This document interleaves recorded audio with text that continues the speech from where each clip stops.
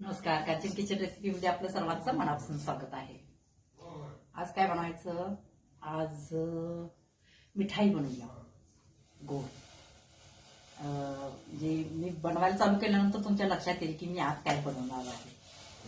चला तर मग सुरू करूया. आता या ठिकाणी एक माप घ्यायचं. वाटी घ्या, कप घ्या, काही घ्या तुम्ही. एक मापानं व्यवस्थित केला तर ही मिठाई अगदी व्यवस्थित होते.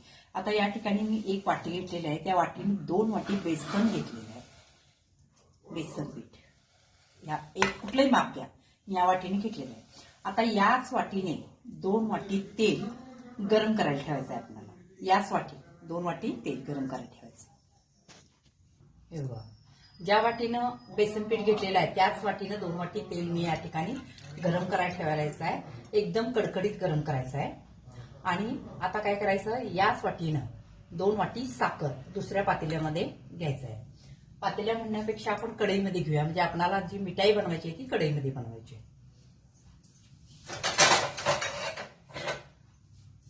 मी हे बाजूला ठेवते, इकडं गरम करायला कढई इथं ठेवते.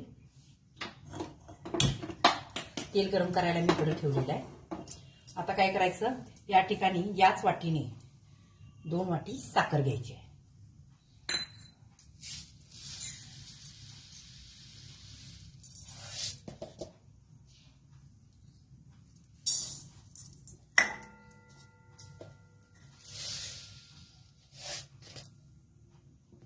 हे 2 वाटी साखर घातलेली आहे. आता काय करायचं, याच्यामध्ये 1 वाटी पाणी घालायचं.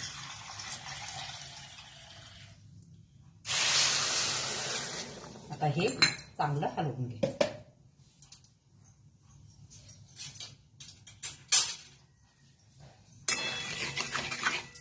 आता पूर्ण साखर विरघळली पाहिजे.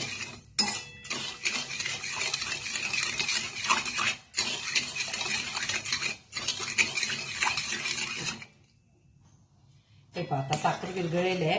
जास्त काय आपणाला असं म्हणजे पाक करायचं नाही आहे. आता याच्यामध्ये वेलदोडे पूड घालते आणि केसर असेल तर केसर घाला किंवा फूड कलर घाला. थोडासा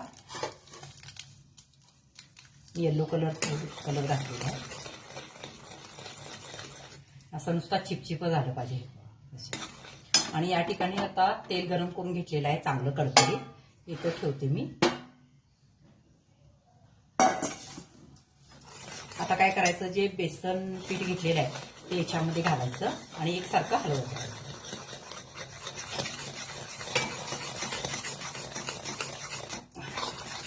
गॅस मिडियमच ठेवा, म्हणजे बेसन चांगलं भाजलं पाहिजे.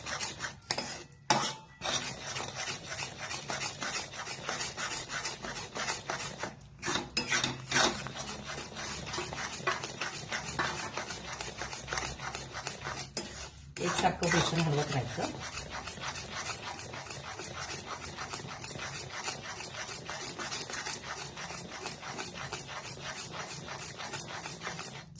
आता काय करायचं, बेसन आपण हलवतोय तोपर्यंत काय करायचं, मी या ठिकाणी एक माझं असं ह्याच्यामध्ये चौकणीमध्ये एक केकचं भांडं आहे, त्याला मी तूप लावून घेते आणि बटर पेपर घालते याच्यामध्ये.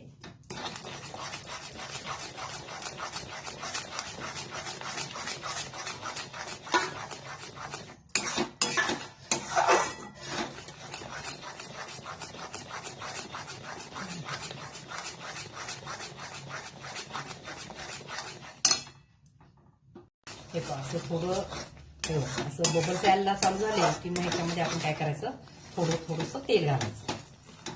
थोडं घालायचं.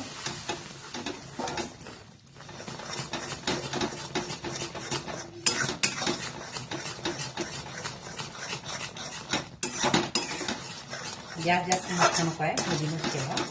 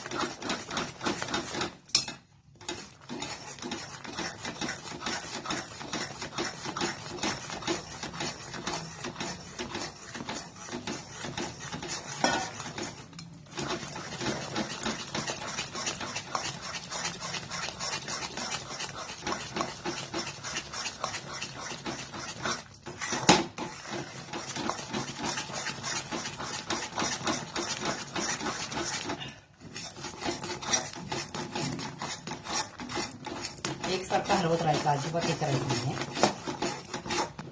हे बघा, हे अशा पद्धतीनं आता तयार झालेला आहे. हे आता आपण ह्या ट्रेमध्ये काढून घेऊ. आता गॅस बंद करते मी.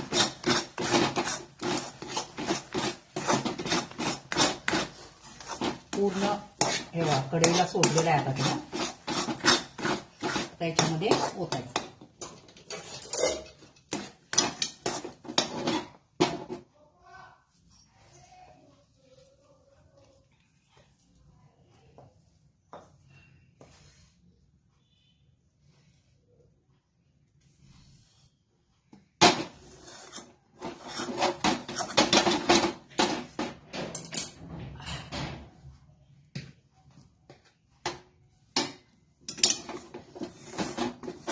आता हे थंड झाल्यानंतरच आपण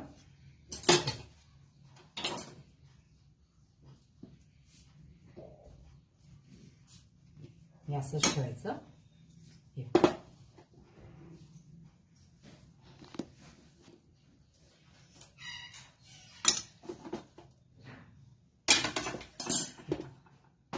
हे असंच ठेवायचं आणि पुन्हा नंतर आपण आता हे कट करायचं थंड झाल्यानंतर.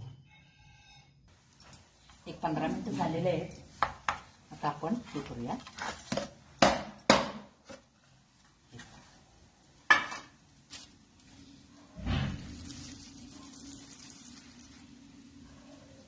आता हे कट करायचं.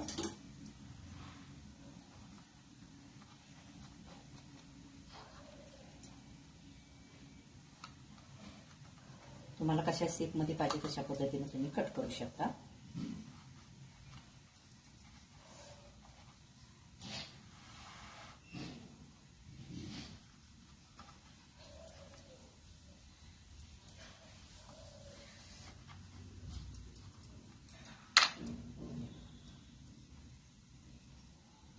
अजून थोडे काय आहे, गरम आहे.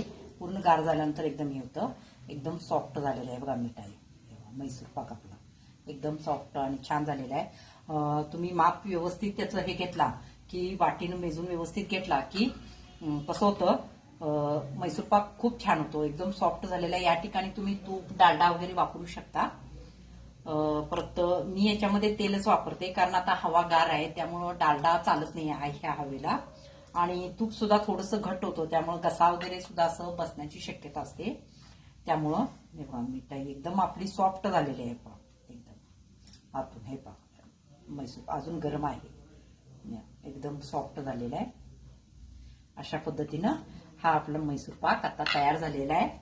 आता चला तर कशी वाटली माझी रेसिपी तुम्हाला. आणखीन एक तुम्हाला सांगायचं होतं, मी 2 वाटी तेल जे घेतलं होतं ते तेल पूर्ण मी घातलेलं आहे. 2 वाटी बेसन पीठ, 2 वाटी साखर आणि 2 वाटी तेल. मी या ठिकाणी तुम्ही तूप वापरलं तर चालतं. फक्त हवागार असल्यामुळे डालड्याचा वापर थोडा कमी करा कारण डालड्यामुळे काय होतं जास्त कडक होते. मग हे असं सॉफ्ट होत नाहीये. तर चला मग लाईक करा, सबस्क्राईब करा, शेअर करा. धन्यवाद.